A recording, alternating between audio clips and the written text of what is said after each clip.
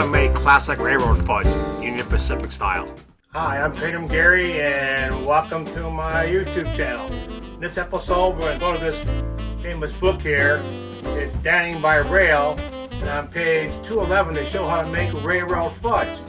So we're going to go to page 211, we're going to make some railroad fudge. We're going to jump into one of these Union Pacific passenger diner cars and make the fudge. When we get all done, look something like this here.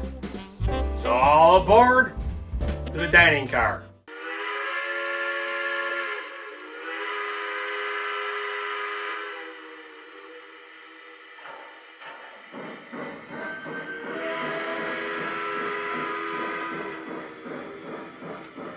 Dispatcher, clear inbound. Over.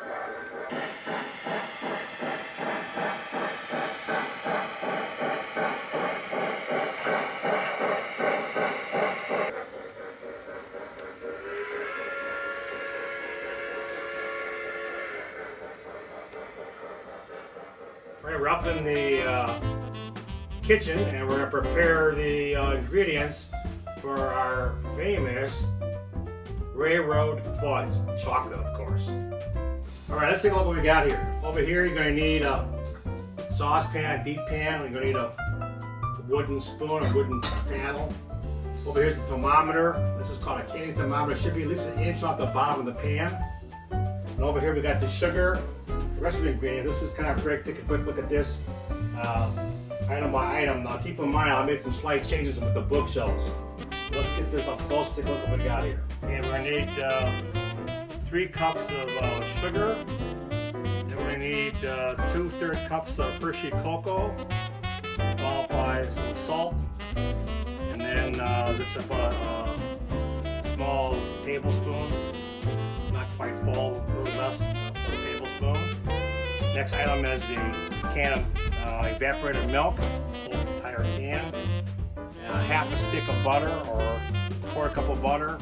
Last item down at the very end here is vanilla. That calls for 1 teaspoon. You're going to need a half cup of crushed nuts, either walnuts or pecans. I'm using pecans here.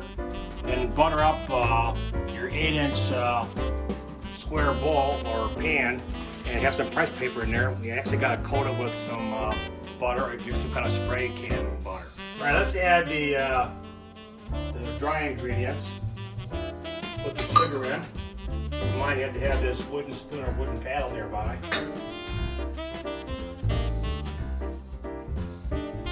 We'll add the cocoa. Of course, this is Hershey's cocoa.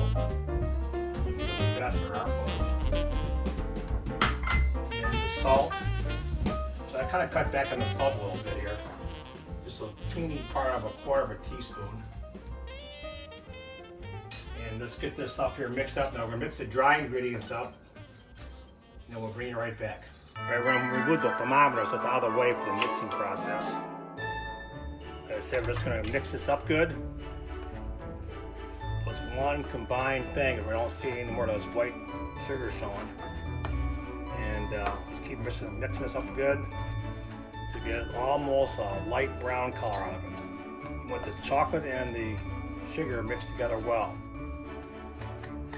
Look for any kind of lumps.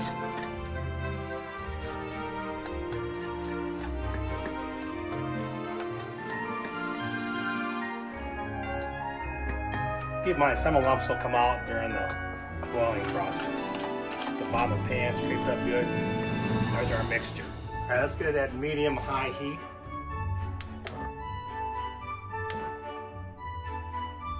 And we'll add the 1 can of milk. Then we're going to start mixing together and bring it to a rapid boil.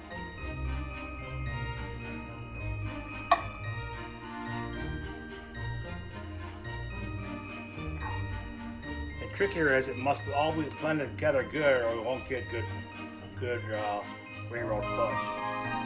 So this thing's mixed up. Gets close to a boiling point. Let's get and check out for the lumps.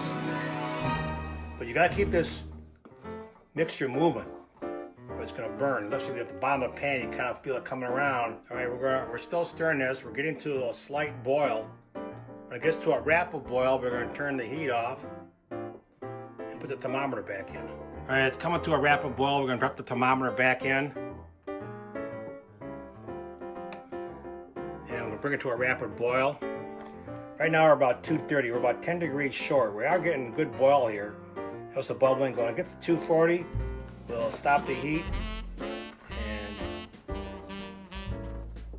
stop the burners. All right, we're gonna stop stirring during the boiling process. Just let it go on its own now.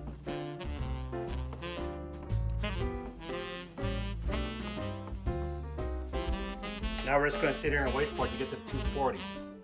No more stirring. Got a good boil. Right, we're at about 235. And once again, you don't want to stir it during the boiling process. Just going to sit back and wait for it to hit the 240. And at 240, we'll turn the burner off. Right now we're going to do the softball test. I have over here on the side, I got some ice water. We're going to scoop some of this out of here.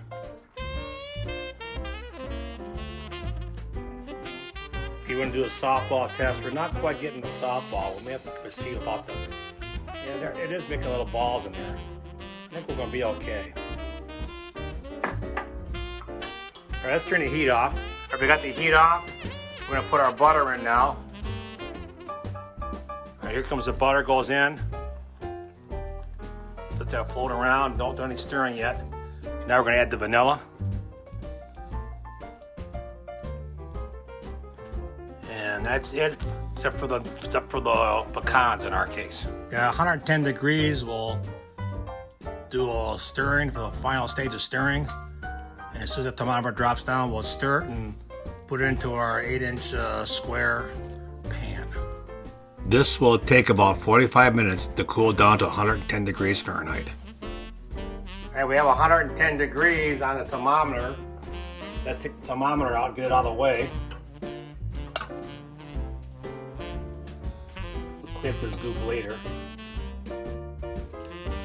Do a little stirring here. Now we're going to stir this up good and get it ready to put a mold. Yeah, boy, it looks like fudge. I wish you guys could smell it. It smells like almost like Mackinac fudge. It's actually railroad fudge.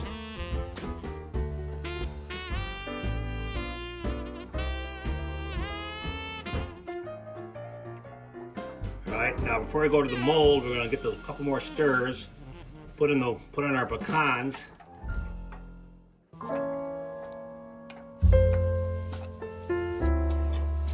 Let's get the pecans ready. Here come the pecans.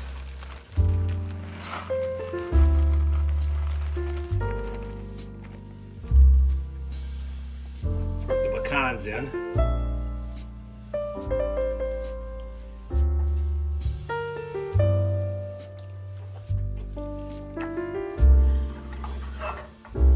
Looking good. Get a nice thickness to it. We're just about ready for the mold. We put much one longer. You can see it's starting to almost set up now. I think we're ready to move it over to the mold. All right, let's pour it into the mold. This has been pre-buttered.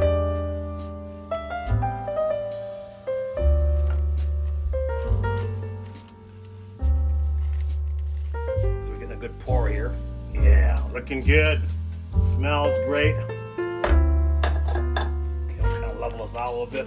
One final leveling. I think we'll have it. Alright. This has to set probably at least a couple hours, and then we'll cut it up and taste it back down in the train room by the Union Pacific passenger cars. It's the next day now, and let it sit overnight. We'll put some covering on it, just some saran wrap, and we're going to take it out of here. We're going to grab the parchment paper, set it on the official Michigan cutting board, and now cut it up. Just kind of fold this back. Hopefully it comes out of here in one big chunk.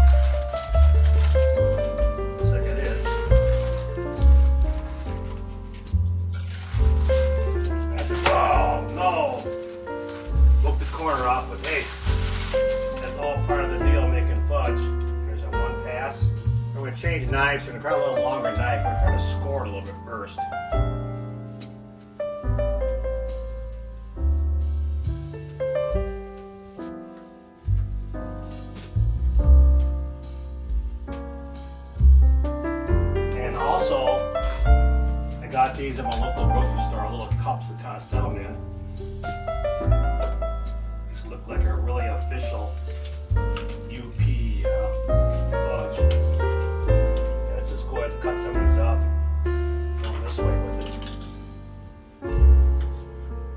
drop them in there. There's our fudge. I'll continue cutting this when I get it all done. We'll be down in the train room trying out this great Union Pacific fudge. Alright, hey, we're back in the train room. We have our fudge all done. We've got these little paper cups, just like the Union Pacific Railroad would do it. Let's taste one of these. Here comes the taste test. How's this railroad fudge taste? Looks great, smells great. Let's see how it tastes.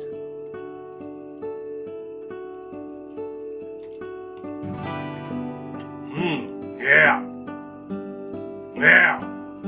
That's a big thumbs up. I want to say thank you for watching, and I'll catch you in the next one. Please smash that like button, subscribe, and ring the bell to get all our notifications from YouTube. And as always, cheers from Detroit and Mackinac Railway. This is Train Room Pam. This is Train Room Gary. Thanks for watching. Please check out these fine videos from my YouTube channel.